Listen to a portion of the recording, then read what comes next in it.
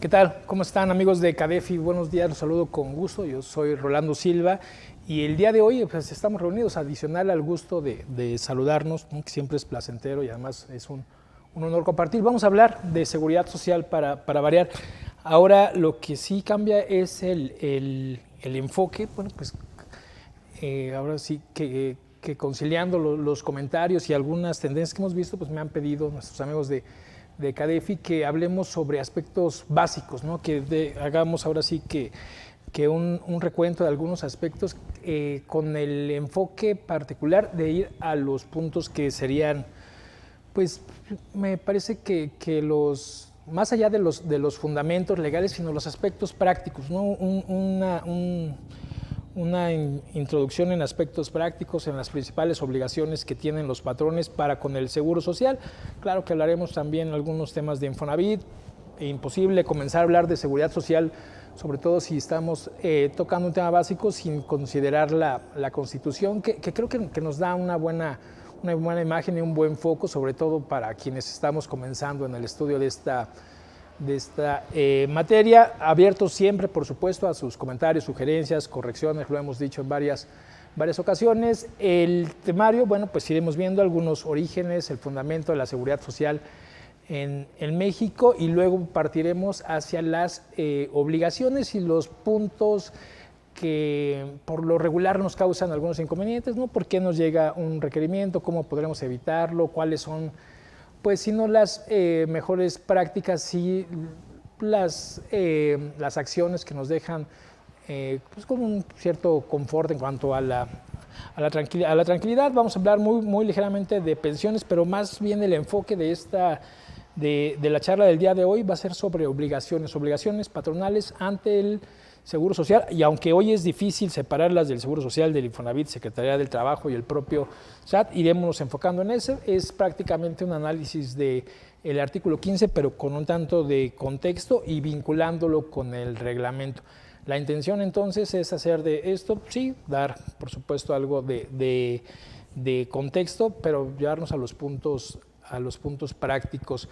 Debería de resultar de interés, yo pensaría que general, pero va enfocado a nuestros colegas contadores que tienen a cargo esta parte, que en ocasiones nos toca asesorar o monitorear. Yéndonos a los puntos básicos, tendremos que hablar, por supuesto, de afiliación, del cálculo de las cuotas y buscando el fundamento legal. Ahora, más que con la intención de saber el porqué de las cosas y de un estudio académico, con la intención de ir teniendo argumentos, ¿no? Argumentos, oye, hago esto, ¿por qué? Porque así ya estaba cuando llegué, porque esto fue lo que me pidieron, bueno, porque esto es lo que me marca la ley, con esto estoy cuidando algún beneficio.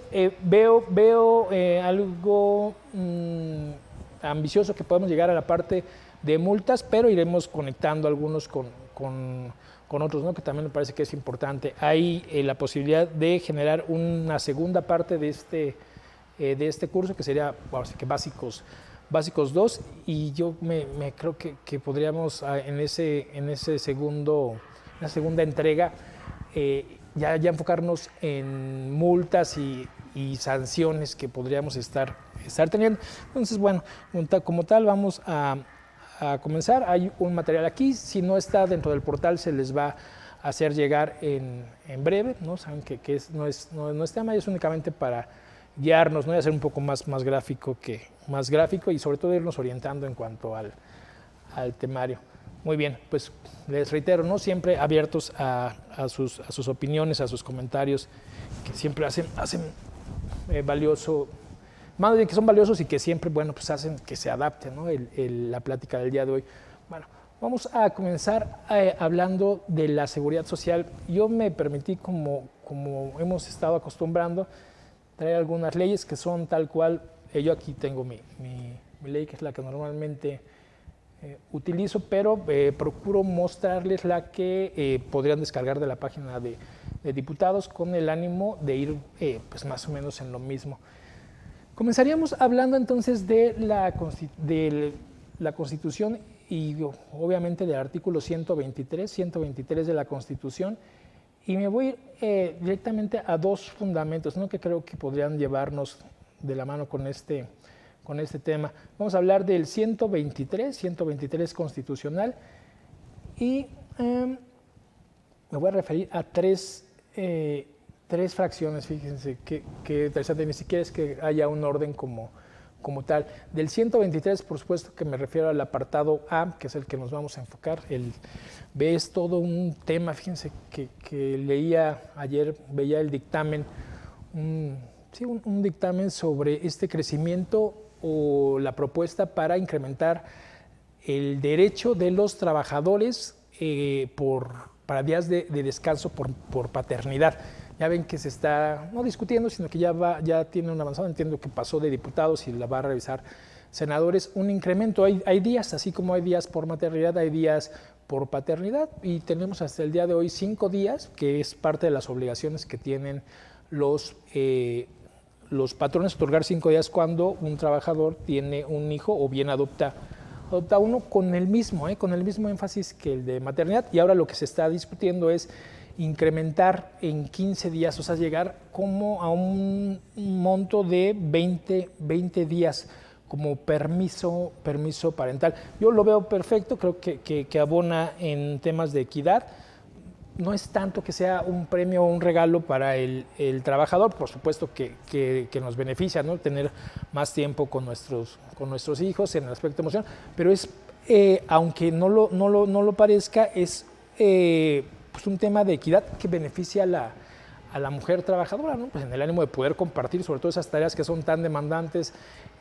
Cuando recientemente se tuvo un hijo o se adoptó, tiene que ver también con equidad de una forma menos directa de lo que estaríamos viendo, y se hace este incremento que yo creo que va a pasar porque suena bien y además no tiene impacto económico, pero pues creo que es otra carga para el patrón, ¿no? O sea, de nueva cuenta hay una carga para el patrón y ahí noto que vuelve a haber inequidad. Debería entonces este permiso de ser absorbido, el costo financiero me refiero, por el Seguro Social, porque al final del día se paga igual, ¿no? Se paga igual por trabajadores, por trabajadoras, cuando hay una prestación que estamos intentando sea la misma, solo que en el caso de los hombres la absorbe el patrón, tal cual dice permiso con goce de sueldo, y en el caso de las mujeres, pues el seguro de enfermedades y maternidad. Creo que ahí habrá que hacer algún ajuste, no todo es tan directo como parecería para poder llegar a un tema de equidad, pero bueno, ese es tema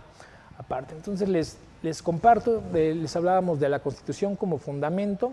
Voy a referir de forma breve, ¿no?, porque quedamos que no iba a ser tan enfocado en el tema académico, sino más bien práctico, y espero conseguirlo. Esta fracción 12 del 123 habla sobre el derecho a la vivienda, hablando de trabajadores. Ya no se los leo completos, o la parte que me permití subrayar. También voy a ver si les podemos hacer llegar las leyes con las notas.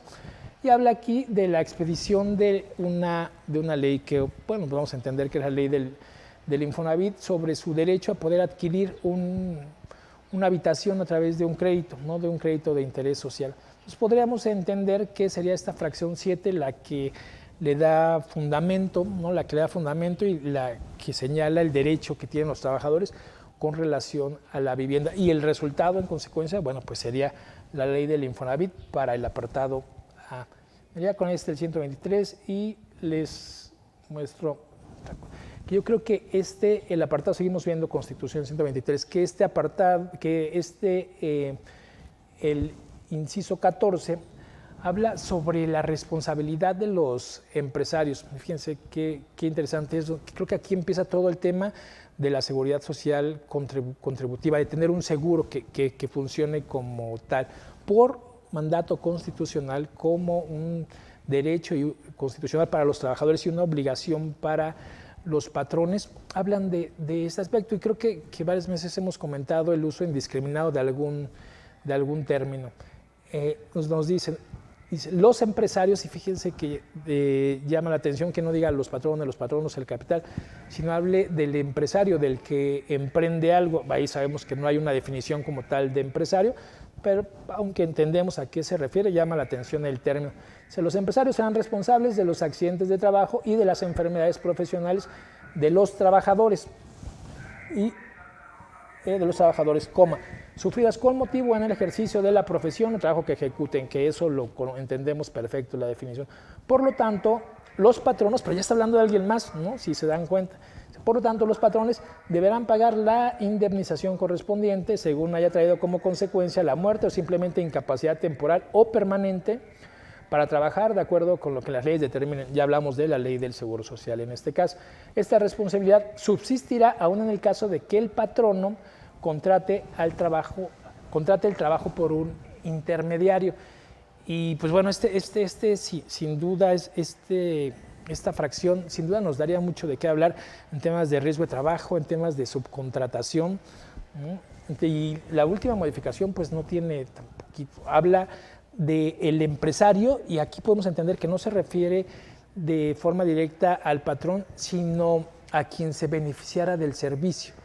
Él sería quien sería responsable, porque habla de los trabajadores y luego habla de incluso quien se beneficia del trabajo si no fue contratado directamente. Entonces podremos ver aquí ya algún indicio, ¿no?, de esta práctica y de la intención del derecho laboral de pues que bueno, se haga responsable quien se beneficia del trabajo de alguien más, a pesar de que en temas corporativos o de documentación o de pues hacemos la transacción de los honorarios, el acuerdo de la prestación de un servicio, intervenga alguien más, un tercero, ¿no? Fíjense, dice el último, solamente la última oración.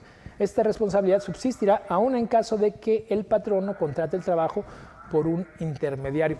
Habla del patrono. Ya sabemos ahí que hay muchas definiciones en el Inter. Voy a procurar no de nueva cuenta quedarnos, no enciclarnos con el tema de subcontratación, pero lo mencionaba como tal sobre los riesgos de trabajo y la responsabilidad que estos generan, que creo que es la parte fundamental. Y una tercera referencia, déjenme ver si no estoy yendo a otro lado, es la que habla sobre la ley del Seguro Social, sobre la generación de la ley del Seguro Social. Y es esta fracción, la 29, acuérdense, 29 del 123 constitucional, y que nos señala que es de utilidad pública la ley del Seguro Social, pública para todos.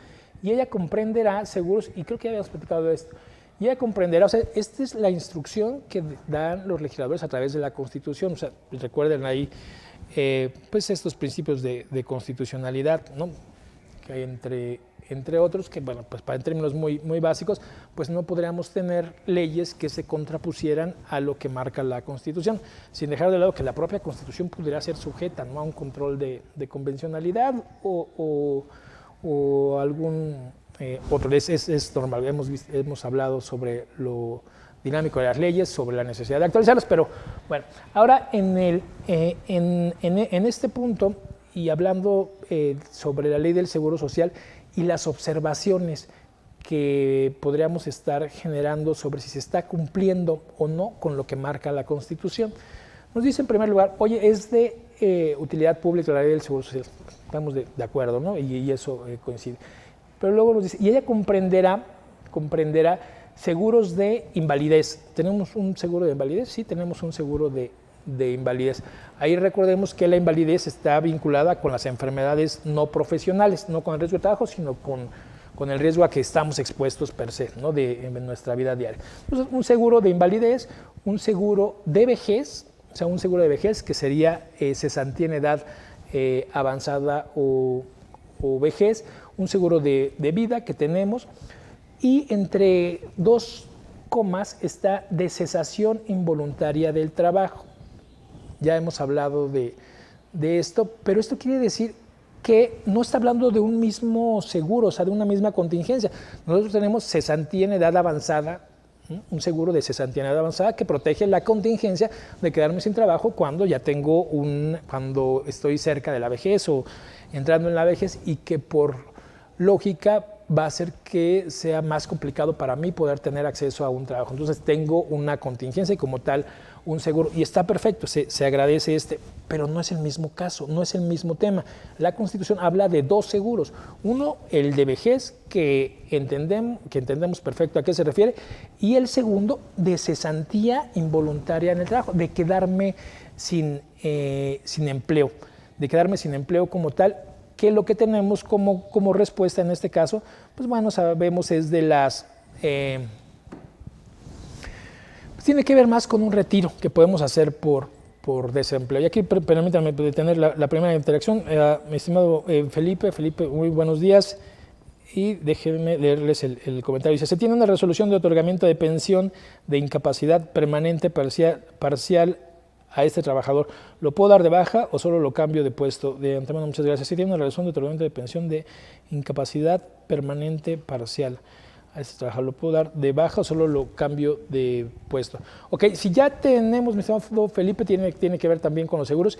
Y aquí entendería, y si no ahí sirve que nos comenta, si estamos hablando de incapacidad, porque era lo que mencionábamos, es de riesgo de trabajo. Y si esta ya se la dieron de forma permanente, ¿no? Que ya no está condicionada a 2 años, sino que ya es permanente, aunque sea parcial, sí se puede dar de baja al trabajador, ya se podría dar de baja, o sea, la invalidez en este caso es causal para la rescisión del contrato, y ya que entendemos que va a tener una pensión, me parece que hasta ahí llegarían las responsabilidades. Les digo, es un tema un tanto más profundo. La propia Ley Federal del Trabajo marca una indemnización para cuando se genera invalidez, que podríamos entender que está subrogada por el Seguro Social, o sea que el Seguro Social la va a pagar o no. En mi opinión, al ser ya permanente, y asegurarnos de que el término sea permanente, el patrón tiene derecho a darlo de baja, en el entendido de que el Seguro Social va a estar otorgando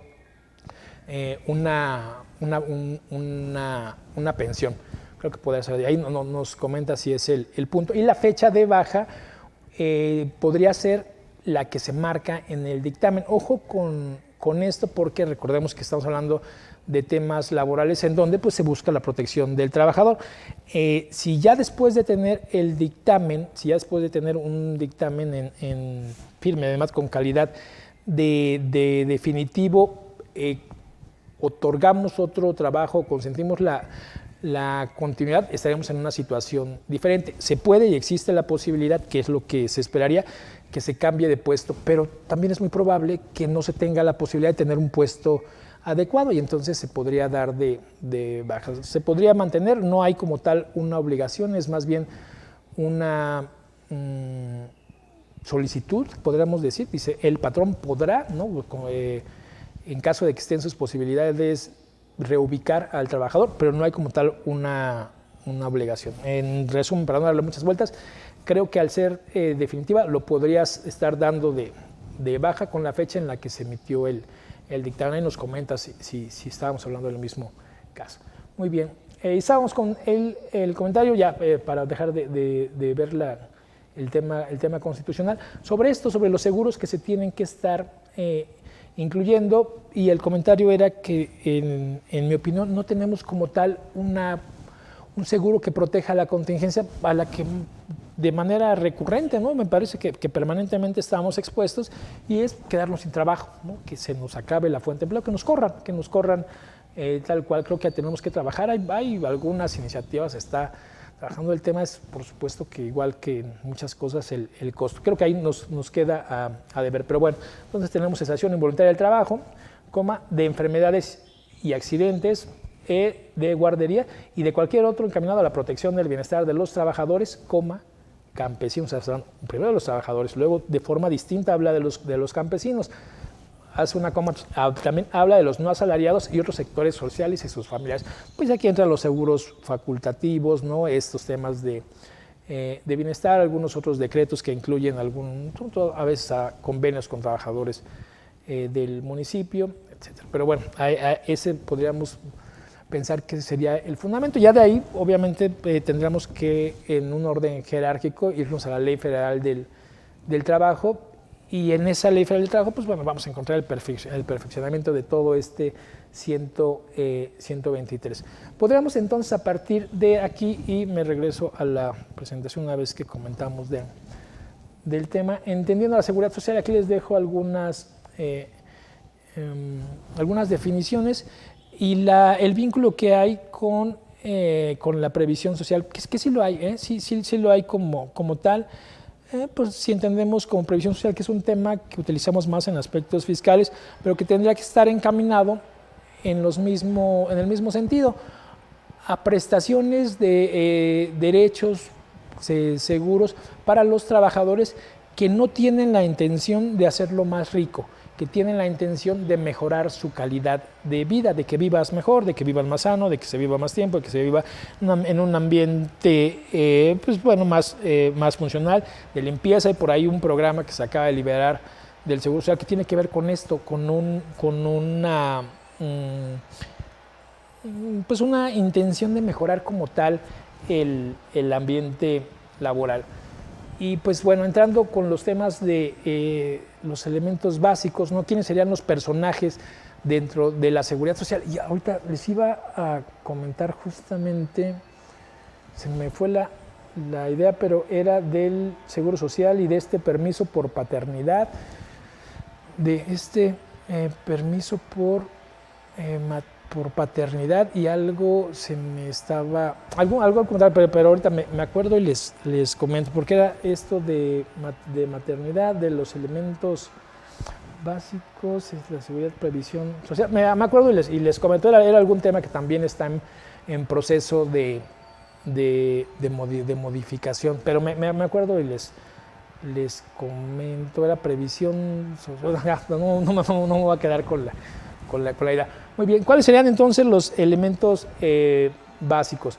Bueno, pues los trabajadores, los beneficiarios, a quién tendría que estar afiliando. Ahorita vamos a entrarle al tema de a quién tendría que estar afiliando y a quién no tendría que estar afiliando, a quién me presta un servicio y quién es un trabajador, pero vamos por partes. Serán los trabajadores y algunos otros grupos sociales. Pensemos en los estudiantes, ¿no? Veíamos que podríamos estar hablando de los campesinos, que es un formato especial, no especial, sino particular de campesinos. No campesinos como quien trabaja para alguien que es el dueño del terreno, sino campesinos en el sentido de quien tiene sus tierras y por lo general su familia es quien colabora para que éstas se puedan cosechar. Sí hay un trabajo, pero es un trabajo particular y a eso se refiere. Entonces podrían ser otros grupos sociales, hablamos de estudiantes, cooperativas, algunos otros tantos. El otro punto, pues obviamente va a ser las cuotas, el costo, lo que se tiene que pagar.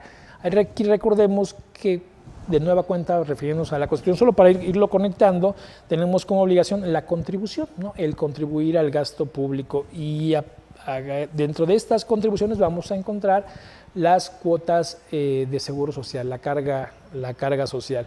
Y esta, bueno, pues va a ser la parte que tiene que pagar tanto el patrón en primer lugar, una gran mayoría de estas cuotas, el trabajador en una proporción menor y el gobierno. Entonces estamos hablando de cuotas tripartitas, de un gasto de seguridad social que se comparte principalmente el patrón, me parece que en segundo lugar el trabajador con una fracción de lo que paga el patrón, y el gobierno ya con temas ya mucho más enfocados y definitivamente menores. Y pues bueno, obviamente la seguridad social y quién la está proporcionando. Pensamos en el Seguro Social como una institución que tiene a cargo esta parte, ¿no? El proporcionar la seguridad social al segmento de la población que entendemos. Que tiene, además de esta naturaleza de organismo autónomo descentralizado que proporciona la seguridad social, también tiene la de ser un organismo fiscal autónomo con naturaleza jurídica propia. Que repetimos esto constantemente, es un organismo fiscal autónomo, pero ¿a qué se refiere con que es un organismo fiscal autónomo? Pues hay muchas características, pero pensemos en una principal, que creo que en un tema básico nos da idea. Estamos hablando de una institución que por sí misma, o sea, sin necesidad de Hacienda, puede liquidar.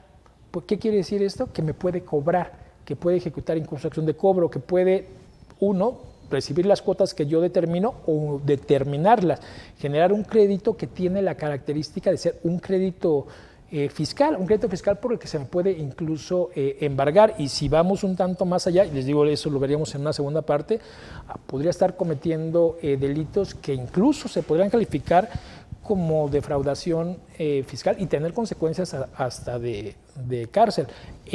Esa es la característica que lo convierte, o la consecuencia de que este organismo sea un organismo fiscal autónomo.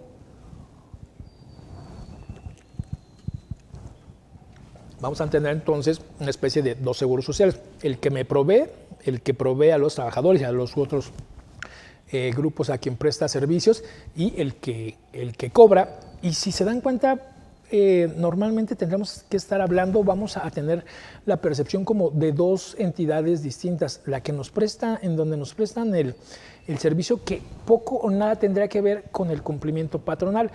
En todo esto que presta el servicio debería de ser el mismo, y me parece que así funciona para un trabajador que está topado, que gana lo más que se puede, que gana arriba de lo que tenemos como tope para cotizar, o a quien gana el piso, a quien gana un salario mínimo más las prestaciones. Tienen el mismo acceso a seguridad social a través de esto.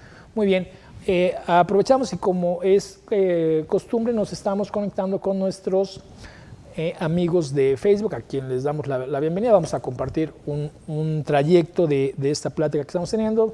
Solamente para compartir, estamos hablando de aspectos básicos de seguridad social, enfocado sobre todo al cumplimiento patronal, a estas obligaciones.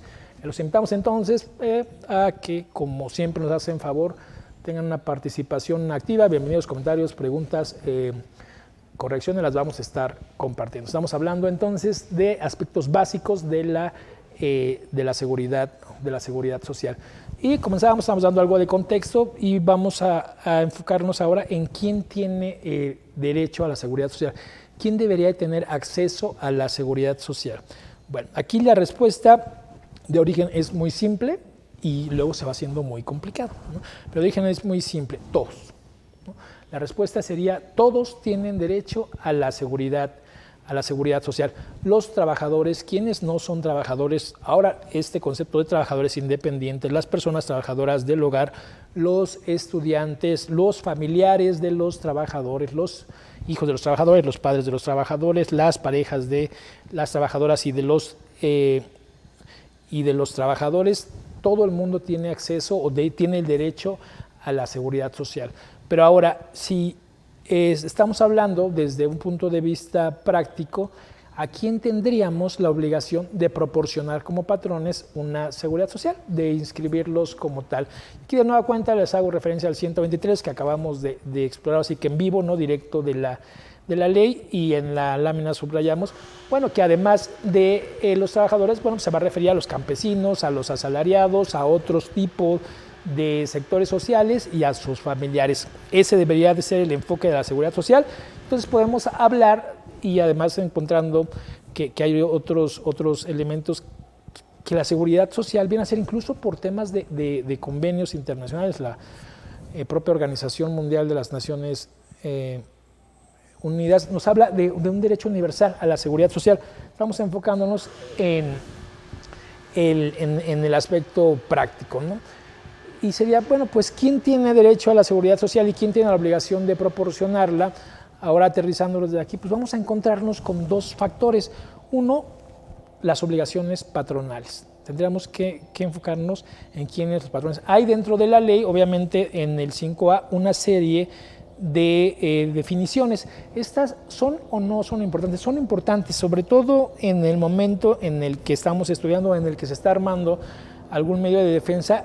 Las definiciones que encontramos aquí en el 5A, y que además hay otras tantas complementarias en el reglamento, pero las de la ley, bueno, pues nos van a dar una gran idea sobre a qué se están refiriendo, y puede cambiar, puede cambiar de manera trascendente a la interpretación si no acatamos o si no atendemos las definiciones de la propia ley.